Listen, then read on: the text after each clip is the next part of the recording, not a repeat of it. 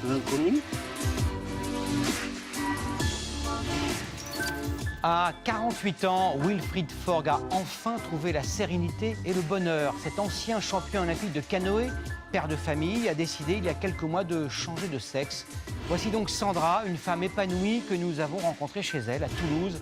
La France compte 15 000 personnes transgenres. Sandra a accepté de témoigner sans tabou de ce changement de vie.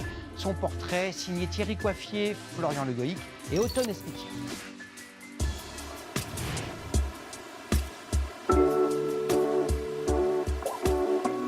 C'est la première fois que je remets les pieds dans un kayak depuis ma décision de transition. Le kayak, c'est Wilfried, champion olympique.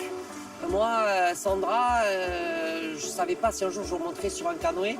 On a trop tendance à vouloir tuer son passé. Moi, non, j'en suis très très fière.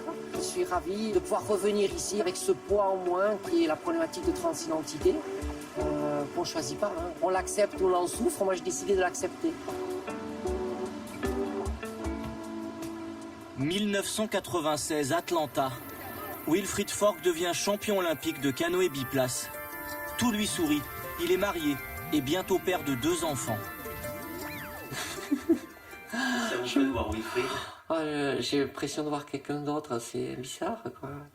Mon surnom, c'était le gros parce que j'étais gros bourrin, oui. J'envoyais l'image de quelqu'un qui déplaçait les montagnes, quoi. Et tout ça s'est arrêté. Et coucou! Salut, bonjour. Il y a 1 an et demi, après 47 années de silence, Wilfried Forgue fait son coming out. Il annonce à sa famille, à ses proches, qu'il se sent femme depuis son plus jeune âge. Moi, j'aurais préféré ne pas être comme ça, hein, ça c'est clair. J'aurais préféré avoir une grande fierté, stabilité à être qui j'étais, qui était réussi en plus. Donc, mais non, on a beau essayer de chercher, tu es très bien comme ça. Pas, mais tu te poses pas la question, s'il te plaît. Ouais. Tu es très bien comme ça. Je suis en admiration, non pas parce que c'est mon fils, mais parce que c'est un être humain qui a été au bout de sa force physique et qui veut maintenant aller au bout de sa force mentale et intellectuelle. On ne peut que lui dire, mais oui, mais merci pour ce que tu nous as donné et merci pour ce que tu donnes à la société et ce courage qu'il faut pour affronter cet état-là. Toute la famille l'aime beaucoup. Elle est tellement généreuse, tellement honnête. Et on ne peut pas faire autrement que de l'aimer. Donc je pense que c'est ça, c'est pour ça qu'on l'a absolument adopté comme ça. À la suite de ces révélations, Sandra a divorcé. Elle est restée amie avec son ex-femme, mais elle a quitté le domicile familial. Elle se fait construire une maison dans les environs de Toulouse. Il y a 3 chambres parce qu'il y a la mienne et celle des enfants. J'ai besoin qu'ils sentent qu'ils sont chez eux ici. Comment ça se passe avec eux? Il y a une acceptation qui arrive petit à petit et du coup c'est apaisé. Voilà. Après ça reste des ados. Hein. Son corps aussi est en reconstruction.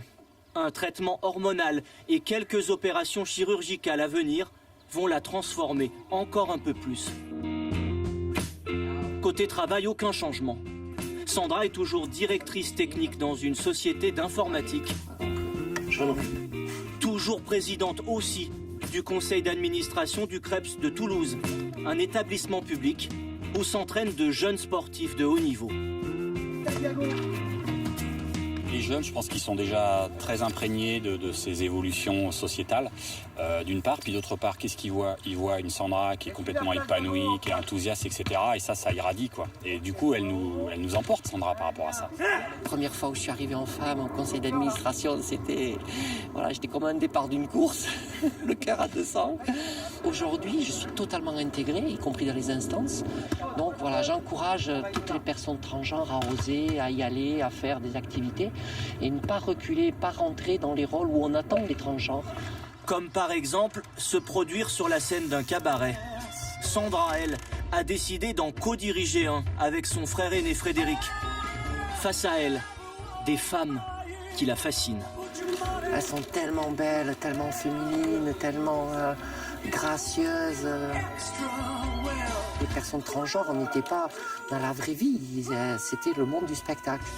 Voilà, moi aujourd'hui, je suis dans la vraie vie, plutôt présidente, directrice. L'heure des transgenres à la vie normale est quand même venue. Sandra échange régulièrement avec d'autres personnes transsexuelles de Toulouse, dans un salon de coiffure. C'est vachement enrichissant, quoi. De toute façon, on est tout enrichissante, en fait. Il faut savoir saisir ses chances, mais il faut savoir oser y aller. Nos parcours étant différents, on a aussi du coup des approches différentes et des façons de se présenter au monde qui sont différentes, quoi. Avec un point commun, ce même désir de se sentir belle. Vraiment, c'est là qu'on ressent la féminité au bout des doigts. C'est sur ces petits moments-là qui nous étaient interdits à l'époque, qu'on prenait en cachette. Ça, c'était vraiment moments de joie, de bonheur intense. Ouais. Comment je la vois, cette vie dans le futur? Pas seule, c'est sûr. Avec qui, j'en sais rien. Mais j'ai vraiment hâte d'être une femme dans la société et ne plus avoir à penser à cette phase transition. Voilà, être une femme, juste une femme.